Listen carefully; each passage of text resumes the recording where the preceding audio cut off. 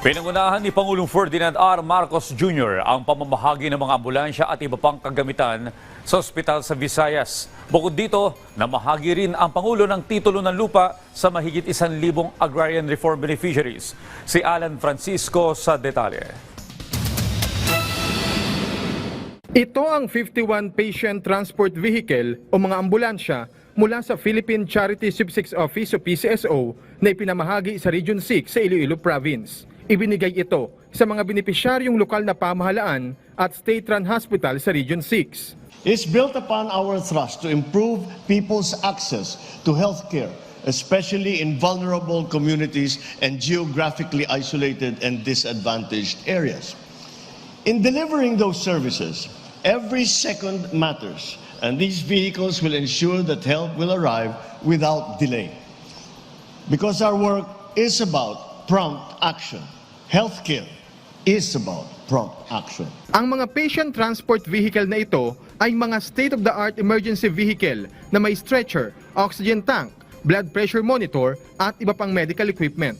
Sa pamamagitan nito, matutulungan ang mga residente ng Region 6 na kailangang agad maisugod sa ospital. Whether it is transporting patients from flooded areas during a storm, delivering medical supplies where they're needed most, these vehicles are a lifeline that bridge those vital gaps. In the middle of a typhoon and other calamities, or in other such emergencies, our experience teaches us that swift medical intervention from rescue vehicles saves lives and makes a lot of difference. Para naman kay PCSO General Manager Mel Robles, ang mga sakyang ito ay simbolo ng pag-asa para sa mga Pilipino, lalo na sa mga higit na nangangailangan.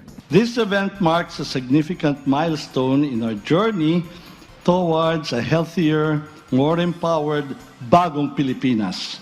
The Philippine Charity Sweepstakes Office takes pride in delivering these vehicles, reflecting our commitment to President Marcos's vision.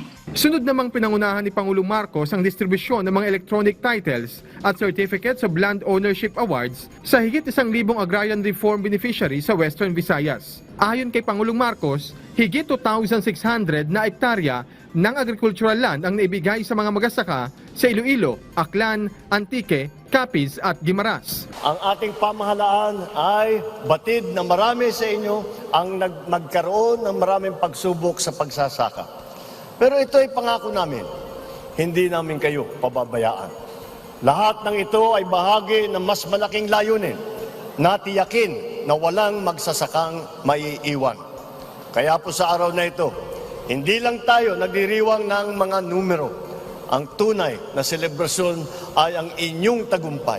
Ang bawat pamilyang may lupa, ang bawat magsasakang hindi na nangungupahan pa. Kaya naman ang mga magsasaka, labis ang pasalamat sa pamahalaan at kay Pangulong Marcos. Importante para iiwan sa mga bata. Ilang taon ka na po? 68. Kumbaga, mas iniisip mo yung mga anak, yung mga papamanya mo sa kanila yan. Opo. Salamat kay Pangulong Marcos na may titulo na kami. Tiwala si President Marcos na ang bawat e-title at CLOA na naibigay sa mga magsasaka ay nangangahulugan ng pagiging malaya mula sa utang at pagtiyak din ito sa kanilang kapakanan. Desyembre ng nakaraang taon nang bumisita si Pangulong Marcos sa Iloilo, kung saan tiniyak niya ang pagbibigay solusyon sa mga problema ng mga farmer sa Western Visayas. Mula sa Iloilo, Alan Francisco, para sa Pabansang TV, sa Bagong Pilipinas.